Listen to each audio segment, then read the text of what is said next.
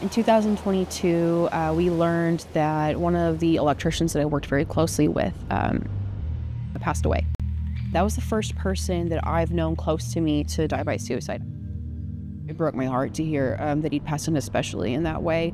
And I just thought, you know, if he was struggling, what could have helped him? I've had the privilege of working here for Rudolph and Sutton for 40 years. It's the only company I've ever worked for.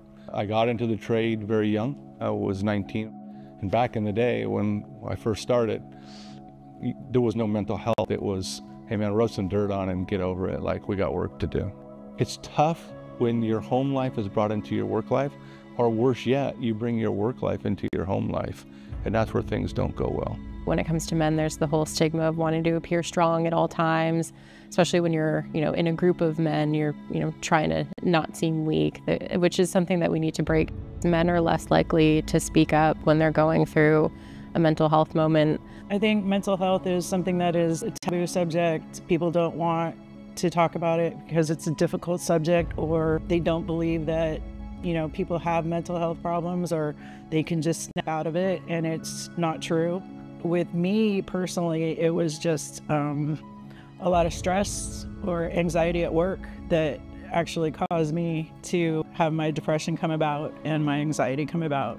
In 2016, I was having a hard time, and my doctor said, it looks like you have anxiety and maybe a little bit of depression, some situational depression. And that's really kind of where things started. And so I got a medication for anxiety, and then about a year later, my mom passed away. It was 25 when she passed. After that, I saw a therapist for the very first time. One of the electricians that I worked very closely with, he was someone that I was close to. Our moms passed away within about a month of each other. And so he was kind of like my buddy that would come in and check in on me, and was a really good support system. He was going through it, and he really sounded like he was going through a hard time. And so I'm so sorry. And he said, but you know me, I'll be fine. You know me. And I thought, yeah, you will be.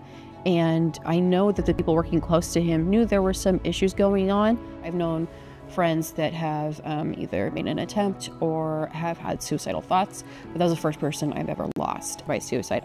Part of the problem is that even for those of us that do spot these signs and symptoms, the majority of people, the vast majority of people, have no idea how to approach someone and know what to look for. So I did this deep dive in our company about what do we already have in place available for mental health benefits and resources?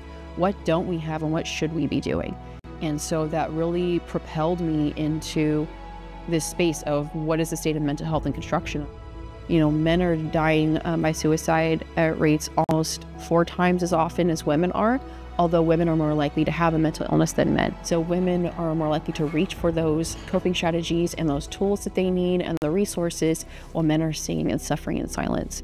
Last year in May of 2023, one of the local electrician unions, IBEW and NECA, which is the National Electrical Contractors Association, tapped me to create and teach the very first mental health and suicide awareness module for electricians. How do we lead our crews in a way that is supportive of mental health?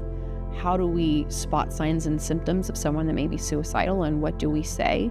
And also to teach them what resources are already available to them and their crews so that they can communicate it to their crews and make sure that they've got that safety net built in. Those electricians were so engaged and had so much to say, and I got a lot of what I call the wide-eyed head nod of like something hit home. When you think about construction workers being the #1 suicide in America, what kind of pressure are we putting onto our people, or what kind of pressure are they putting on themselves? We do safety checks for equipment. We do safety checks for, is somebody tied in correctly when you're on the edge of a building? I think we should be checking in and saying, hey, any mental health checks we need to be looking into this week?